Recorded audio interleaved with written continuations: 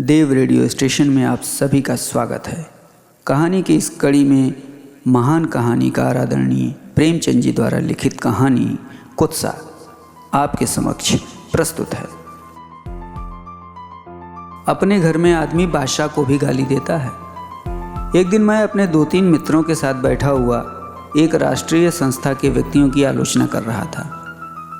हमारे विचार में राष्ट्रीय कार्यकर्ताओं को स्वार्थ और लोभ से ऊपर रहना चाहिए। ऊंचा और पवित्र आदर्श सामने रखकर ही राष्ट्र की सच्ची सेवा की जा सकती है।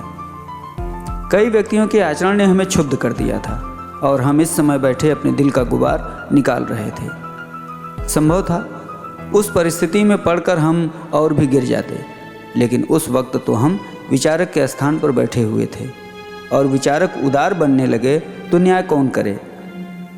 विचारक को यह भूल जाने में विलंब नहीं होता कि उसमें भी कमजोरियां हैं। उसमें और अभियुक्त में केवल इतना ही अंतर है कि या तो विचारक महाशय उस परिस्थिति में पड़े नहीं या पढ़कर भी अपनी चतुराई से बेदाग निकल गए। पद्मा देवी ने कहा, महाशय का काम तो बड़े उत्साह से करते हैं, लेकिन अगर हिसाब देखा जाए तो उनमें जिम्मे 1000 से कम न निकलेगा। उर्मिला देवी बोली, खैर क को तो क्षमा किया जा सकता है, उसके बाल बच्चे हैं, आखिर उनका पालन पोषण कैसे करे। जब वो 24 घंटे सेवा कार्य ही में लगा रहता है तो उसे कुछ न कुछ तो मिलना चाहिए।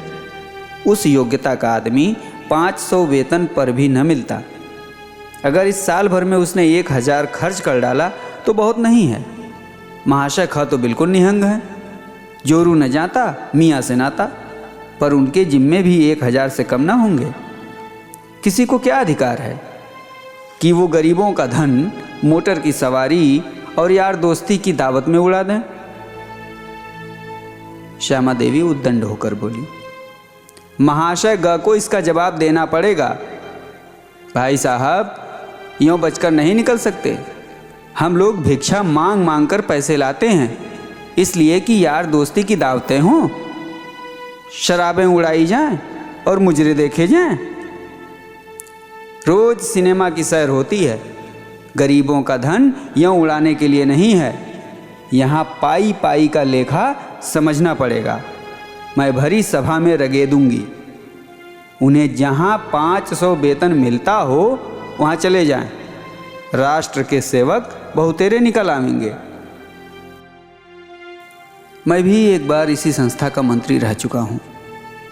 मुझे गर्व है कि मेरे ऊपर कभी किसी ने इस तरह का आक्षेप नहीं किया, पर न जाने क्यों लोग मेरे मंत्रित्व से संतुष्ट नहीं थे। लोगों का ख्याल था कि मैं बहुत कम समय देता हूँ और मेरे समय में संस्था ने कोई गौरव बढ़ाने वाला कार्य नहीं किया। इसीलिए मैंने रूठ कर इस्तीफा दे दिया था। मैं उसी पद से बेलौस रहकर भी निकाला गया। महाशय ग हजारों हड़प करके भी उसी पद पर जमे हुए हैं। क्या ये मेरे उनसे कुनह रखने की काफ़ी वजह न थी? मैं चतुर खिलाड़ी की भांति खुद तो कुछ न करना चाहता था, किंतु पर्दे की आड़ से रस्सी खींचता रहता था।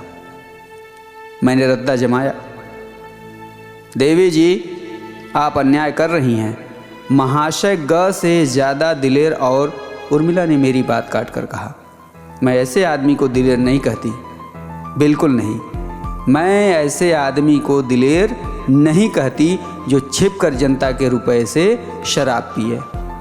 जिन शराब की दुकानों पर हम धरना देने जाते हैं, उन्हीं दुकानों से उनके लिए शराब आती है। इससे बढ़कर बेवफाई और क्या हो सकती है। मैं ऐसे आदमी को देशद्रोही कहती हूँ। मैंने और खींची, लेकिन यह तो तुम भी मानती हो कि महाशय ग केवल अपने प्रभाव से हजारों रुपए चंदा वसूल कर लाते हैं। विलायती कपड़े को रोकने का उन्हें जितना श्रेय दिया जाए थोड़ा है। उर्मिला देवी कम मानने वाली थी, बोली, उन्हें चंदे इस संस्था के नाम पर मिलते हैं। व्यक्तिगत रूप से एक धेला भी लामे तो कहूँ। रहा विलायती कपड़ा, जनता नामों को पूछती है और महाशय की तारीफें हो रही हैं, पर सच पूछिए तो यह श्रेय हमें मिलना चाहिए। वो तो कभी किसी दुकान पर गए भी नहीं, आज सारे शहर में इस बात की चर्चा हो रही है। जहां चंदा मांगने जाओ वहीं लोग यही अपेक्षा करने लगते हैं, किस किस का मुंह बंद कीजिएगा। आप बनते तो हैं जाति के सेवक, मगर आचरण ऐसा कि शोहदों का भी न होगा। देश का उद्धार ऐसे विलासितों के हाथों नहीं हो सकता, उसके लिए त्याग होना चाहिए, त्याग। यही आलोचनाएं हो रही थी कि एक दूसरी देवी आई, भगवती। बेचारी चंदा मांगने आई थी, थकी मादी चली आ रही थी। यहाँ जो पंचायत देखी तो रम गई, उनके साथ उनकी बालिका भी थी। कोई 10 साल उम्र होगी। इन कामों में बराबर माँ के साथ रहती थी। उसे जोर की भूख लगी हुई थी। घर की कुंजी भी भगवती देवी के पास थी। पति देव दफ्तर से आ गए, घर का खुलना भी जरूरी था, इसलिए मैंने बालिका को उसके घर पहुंचाने की सेवा स्वीकार की। कुछ दूर चलकर बालिका ने कहा, आपको मालूम है महाशय ग शराब पीते हैं। द्वेष और प्रपंच का विष बोना मेरी ईर्ष्यालु प्रकृति को भी रुचिकर न जान पड़ा। जहाँ कोमलता और सारल्य, विश्वास और माधुर्य का राज्य होना चाहिए, वहाँ कुत्सा और क्षुद्रता का मर्यादित होना कौन पसंद करेगा? देवता के गले में कांटों की माला कौन पहनाएगा? मैंने पूछा, तुमसे किसने कहा कि महाशय ग शराब पीते हैं? वाह, पीते ही हैं। आप क्या जाने? तुम्हें कैसे मालूम? सारे शहर के लोग कह रहे हैं। शहर वाले झूठ बोल रहे हैं। बालिका ने मेरी अविश्वास की आंखों से देखा। शायद वो समझी मैं भी महाशय ग के ही भाई बंधु में हूं। आप कह सकते हैं महाशय ग शराब नहीं पीते। हाँ, वो कभी शराब नहीं पीते। और महाशय क ने जनता के रुपए भी नहीं उड़ाए, ये भी असत्य है। और महाशय ख मोटर पर हवा खाने नहीं जाते। मोटर पर हवा खाना अपराध नहीं है। अपराध नहीं है राजाओं के लिए, रईसों के लिए, अफसरों के लिए जो जनता का खून चूसते हैं। देशभक्तों का दम भरने वालों के लिए वो बहुत बड़ा अपराध है। लेकिन ये तो सोचो, इन लोगों को कितना दौड़ना पड़ता है। पैदल कहाँ तक दौड़ें? पैर गाड़ी पर तो चल सकते हैं। ये कुछ बात नहीं है। ये लोग शान दिखाना चाहते हैं, शान, जिसमें लोग समझें कि ये भी बड़े, बहुत बड़े आदमी हैं। हमारी संस्था गरीबी की संस्था है। यहाँ मोटर पर उसी वक्त बैठना चाहिए जब और किसी तरह काम ही न चल सके। और शराबियों के लिए तो यहाँ स्थान ही न होना चाहिए। आप तो चंदे मांगने जाते नहीं। हमें कितना लज्जित होना पड़ता है, आपको क्या मालूम? मैंने गंभीर होकर कहा, तुम्हें लोगों से कह देना चाहिए ये सरासर गलत है। हम और तुम इस संस्था के शुभ चिंतक हैं। हमें अपने कार्यकर्ताओं का अपमान करना उचित नहीं। हमें तो इतना ही देखना चाहिए कि वे हमारी कितनी सेवा करते हैं। मैं ये नहीं कहता कि क ख ग में बुराइयां नहीं हैं।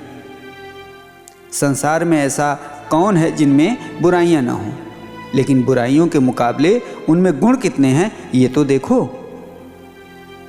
हम सभी स्वार्थ पर जान देते हैं, मकान बनाते हैं, जायदाद खरीदते हैं और कुछ नहीं तो आराम से घर में सोते हैं।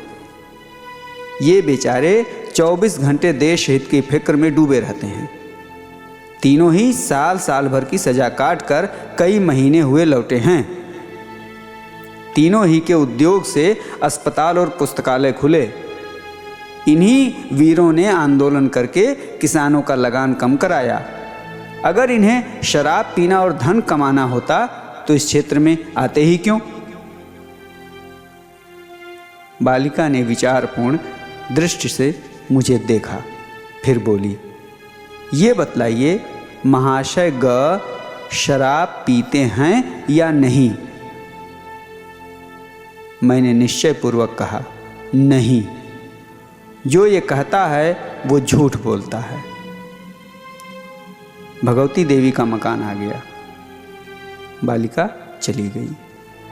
मैं आज झूठ बोलकर जितना प्रसन्न था उतना कभी सच बोलकर भी न हुआ था।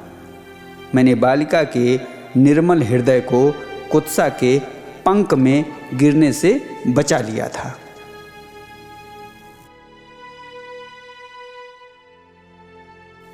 कहानी की इस कड़ी में आप सुन रहे थे आदरणीय प्रेमचंद जी द्वारा लिखित कहानी कुत्सा। अगली कड़ी में एक नई कहानी के साथ फिर उपस्थित होऊंगा। तब तक के लिए देवव्रत का प्रणाम।